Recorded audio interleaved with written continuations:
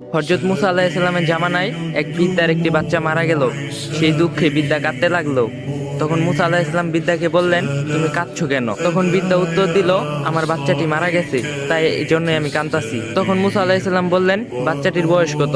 বৃদ্ধা উত্তর দিলেন, 350 বছর। মুসা আলাইহিস সালাম বললেন, তোমার এই বাচ্চাটি 350 বছর জীবিত ছিল, কিন্তু এমন একটা জামানা আসবে, সেই জামানার নবীর উম্মত মাত্র 60 থেকে 70 বছর বাঁচবে, আর সেই নবী হলো হযরত মুহাম্মদ সাল্লাল্লাহু আলাইহি সাল্লাম। তখন বৃদ্ধা অবাক হয়ে বললেন, তারা বালেক হবে?